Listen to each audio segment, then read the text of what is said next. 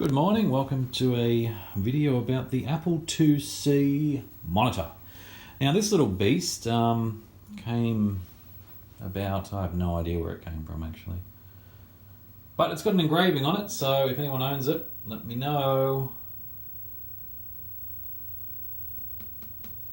That's like a trade secret of anyone who ever owned an Apple computer in the 80s.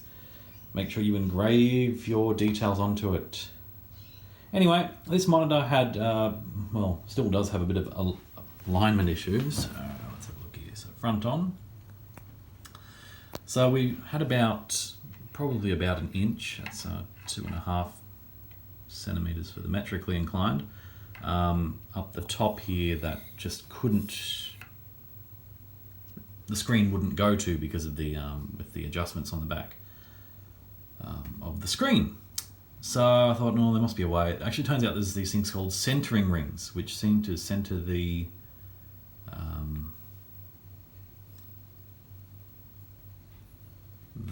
so it makes the center there. So I guess horizontal center. Vertically centering, I'm a little bit skewed to the left. I can deal with that with adjusting overscan to a degree, which will also shrink it on here. So my inch that was up here has sort of moved over here almost. So I'm sure there'll be a variable resistor hiding somewhere in there. But I thought I'd just quickly show you while I've got it running where the centering rings are. So if we have a quick zoom in here, they are these two here. Now I'm using this is a knitting needle. Thankfully it's a plastic knitting needle, otherwise I would get one hell of a zap. So it's these two guys here. And I'm not quite sure what either one does exactly, because when I was moving them up, they were previously on the other side of the yoke hiding down there. You've got your bloody red cable, I'm guessing that's the anode cable, which will, yep, it's going to the anode in there. Delightful. Yeah, they were right around the other side, so I've moved them around to this side, and they sort of got glued together and they sort of went on a journey with each other down the right hand side of the yoke as you're facing it from the front.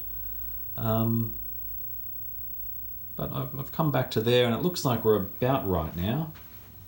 I'll just increase the brightness so we can, I think it's this one, yep. So if you have a look, you can see that the road, well, the background image is a road, so it ends about there, which looks about right. And at the top, we're about as high as we can go. We've got a bit of pin cushioning. I'm not sure what it is. But given that the screen itself is round, it makes sense. So if I shift it to the right somehow, don't ask me how, it should look a lot better. Yeah. So it's just running off a Raspberry Pi. I found that I had my Xbox. I don't know why my Xbox 360 came with a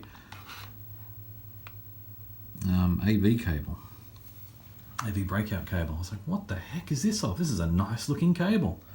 Previously, I'd been using the iPod ones for an old video out from an iPod or an iPhone. Whew, takes me back the day of headphone jacks. But there you go, that's that. So I'm going to tinker around, see what I can adjust, and we'll come back to the final product. Well, this is about as good as I could get it. It's not too bad. Certainly better than it was, and it was pretty bad.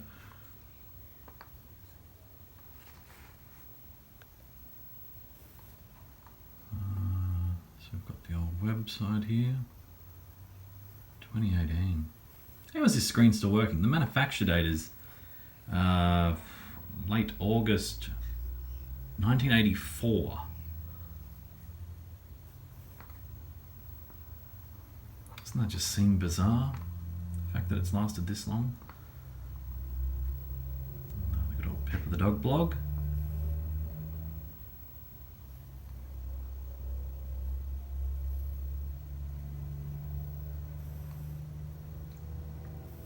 Gosh, should get Pepper to update her blog.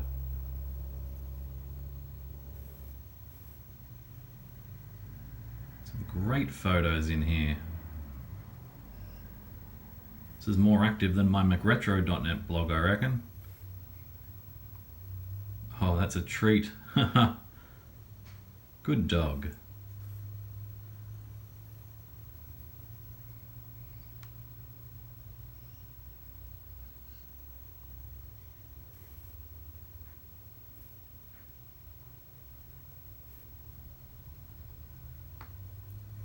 Gosh, August 2016.